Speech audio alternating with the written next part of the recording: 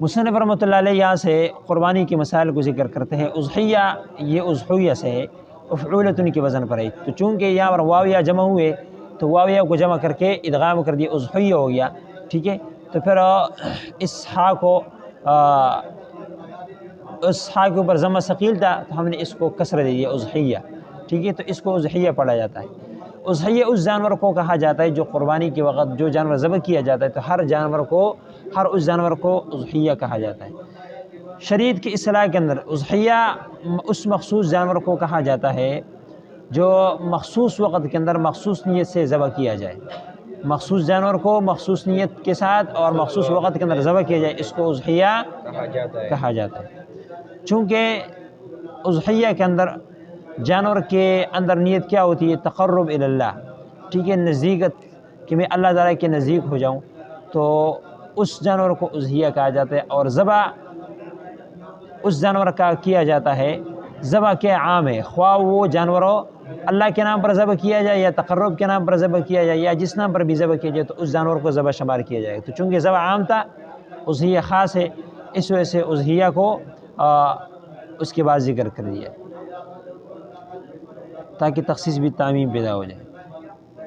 کتاب الاضحیہ کہتے ہیں یہ کتاب قربانی کے متعلق مسائل کے بارے میں۔ تجب علی حر مسلم مقیم موسر عن نفسی عن طفلی شاۃ او سبع بدنۃ، قربانی کن کن بندوں کے اوپر واجب ہے، تو ان کا ذکر کرتے ہیں۔ سب سے پہلا قربانی کے وجوب کے لیے شرط ہے کہ بندہ کیا وہ آزاد ہو، غلام کے اوپر قربانی واجب نہیں ہوتا۔ دوسرا یہ کہ وہ بندہ کیا ہو مسلمان ہو، کافر کے اوپر قربانی واجب ہو، اور تیسرا یہ کہ وہ بندہ کیا ہو مقیم ہو، مسافر کے اوپر بھی قربانی واجب نہیں ہوگا۔ اور چوتھا یہ کہ وہ بندہ کیا ہو مالدار ہو۔ مالداری سے مراد صدقہ فطر والی مالداری، یعنی جس بندے کے اوپر صدقہ فطر واجب ہوتا ہے اس کے اوپر قربانی بھی واجب ہوتا ہے۔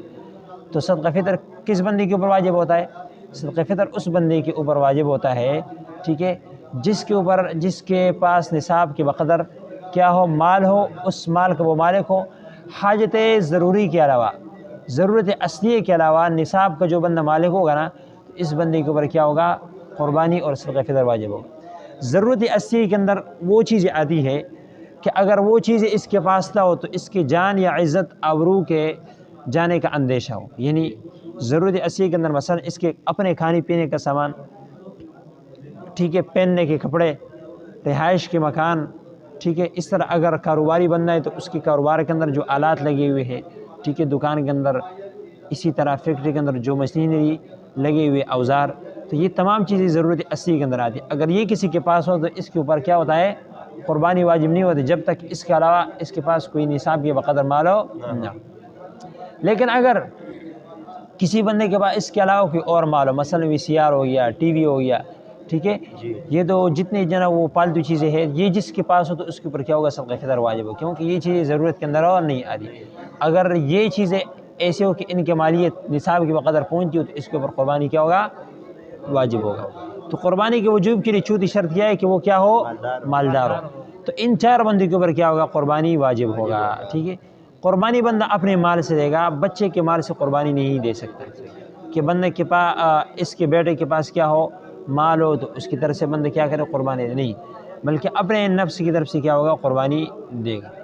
قربانی کے اندر ابھی کون کون سے جانور شامل ہے؟ تو کہتے ہیں کہ اگر بکری ذبح کرنا چاہتے ہیں، بکری کی قربانی کرتے ہیں، تو ایک بندہ صرف ایک بکری کی قربانی کر سکتا ہے، ٹھیک ہے۔